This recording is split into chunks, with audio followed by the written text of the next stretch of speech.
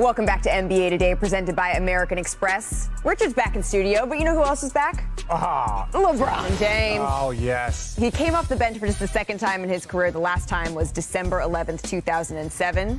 Remember this? I don't, but the fact that last time was 1,000 games ago, and most players don't play 1,000 games. 1,680 career games ago. Good for him. To be precise. Probably deserved to come off the bench then. Well, he did the whole festivity with the chalk and all of the stuff, but here's LeBron back in action.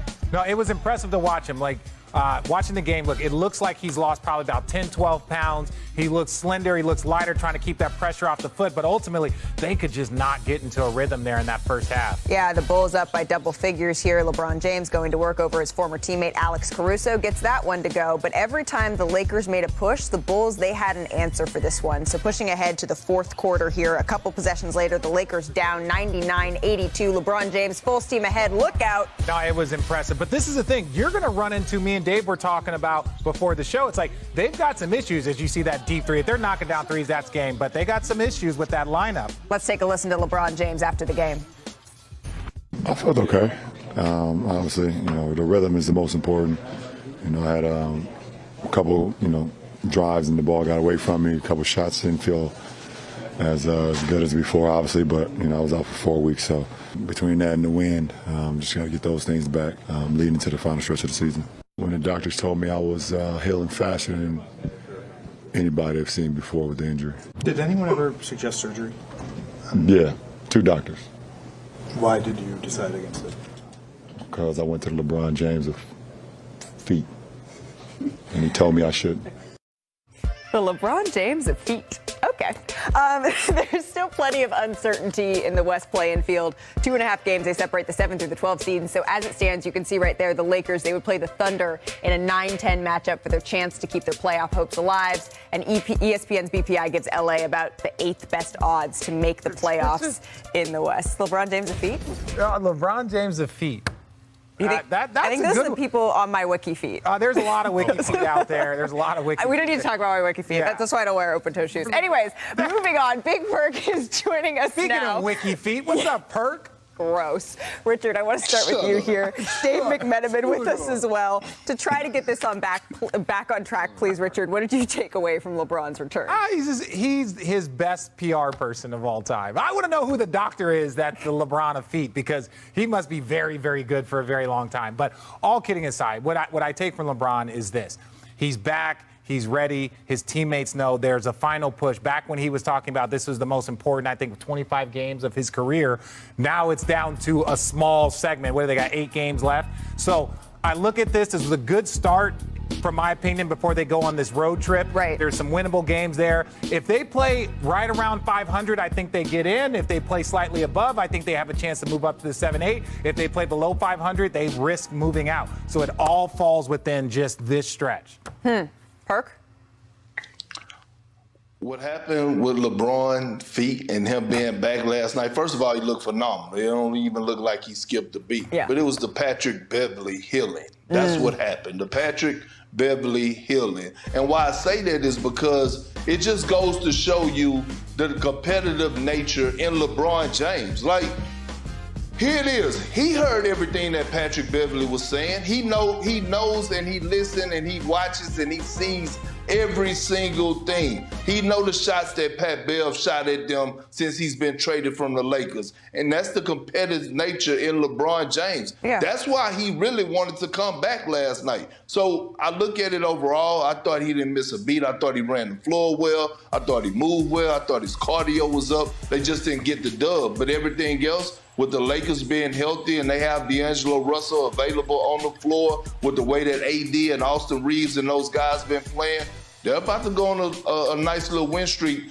and they're going to close the gap, in my opinion. I think they're going to finish in the 6th seed, to be honest with you. So one could argue that they were ultra strong.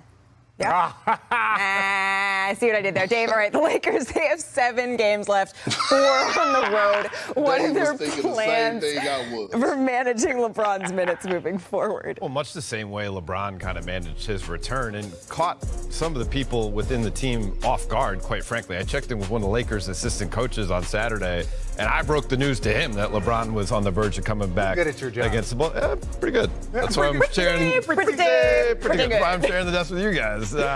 But they aren't going to put too much on his plate. But there's a reason why LeBron's already back. He wanted to use this 8-game stretch to get the kinks worked out relatively quickly, so then they can actually play some strong basketball, 4 or 5 games heading into whatever is going to follow after April 9th, whether that's the play-in tournament, whether that's the playoffs. LeBron admitted that the fact that the team went 8-5 in his absence, that motivated him to get back quicker. And it wasn't necessarily Pat Beverly that motivated him, Perk. It was his team motivated him because he wanted to be a part of what they were doing. It wasn't just, it was a lot of people been chirping over my gosh. A lot of chirping. There's a lot of stupid statements and conversations have been had, and I have been glad I have been off work because some of the things from people that I respect and some people that I don't really know or respect were saying some absolutely insane things, and we're just going to leave it at that because Perk knows his name. Dave, what are you looking at down the stretch here that gives you confidence in the Lakers? What are the things that you want to see to give them confidence in what they're going to do in the postseason? Well, their defensive efficiency has been in the top 5 since they made the trades. That's going to carry them. They need to take care of the basketball. 18 turnovers against the Bulls isn't going to get done. 5 of them were from LeBron, and that compromises your defense because you're constantly playing 3-on-2, 2-on-1, running back on your heels, and teams are getting whatever they want, getting to the rim and then spraying out for threes, or then you got to foul them, and then they're getting in the bonus. It's a myriad of problems that can happen if you aren't taking care of the basketball. So getting that focus back, I believe, will help them a lot. And then they got to figure out the rotation. Rui Hachimura didn't play against the Bulls. Lonnie Walker got minutes as kind of a reward for his big game against the Thunder.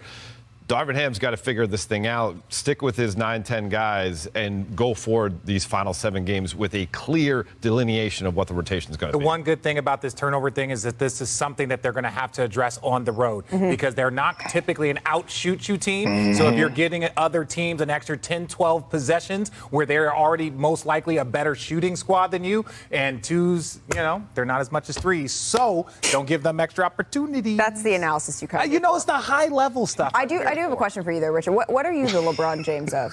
Bald men. And with that, let's go to break. Prove me wrong. Still to come. Someone. No, today it is extra shiny. I'll go toe-to-toe with anybody. Let's go. We're not talking about dome to dome. Wouldn't you go dome to dome? Yeah. Dome to dome. Dome to dome. No more toes to your NBA insider, Adrian Wojnarowski. Woj, what more can you tell us about what went into Joel's status here? Malika, just simply the load that Joel Embiid has been carrying, the density of this Sixers schedule recently led the team to rule him out tonight in this much anticipated matchup with Nikola Jokic, the 2-time defending MVP, and a player that Embiid had 47 and 18 against earlier this season in Philadelphia. Embiid played a back-to-back over the weekend against the Warriors and the Suns. And I think once he played that back-to-back, I think it became more unlikely that the team was going to want him to play this game against Denver tonight. So he's out. And that meeting of the two front-runners for MVP, along with Giannis Antetokounmpo, it's not going to happen. And, Joel Embiid loves to play in these big games. Although he hasn't played in Denver now, this will be a 3rd straight year he's missed playing there. So no Embiid Joker tonight in Denver. Yeah, and you mentioned the workload that Joel Embiid has been carrying. It's just the 3rd game that he's missed since January 10th, playing in 33 of 35 games here. Woj, thank you. You mentioned Giannis. Please do not go too far. We will have an update on Giannis Antetokounmpo shortly. But I want to head to Denver now and bring in our reporters Tim Bontemps and Om Young-Masuk live from Denver. Tim, I want to start with you here. You were actually at the Sixers shoot-around. What more can you tell us about Joel Embiid, what he went through this morning? Well, Malika, as Adrian said, Joel Embiid went through part of shoot-around this morning, wasn't able to finish it, and then he got that right calf iced up afterward. And this is something he's been dealing with since Wednesday's game in Chicago. He didn't play the second half of that game with right calf tightness, and as Adrian said, he played in those games Friday and Saturday in Golden State and then in Phoenix. But Joel Embiid throughout this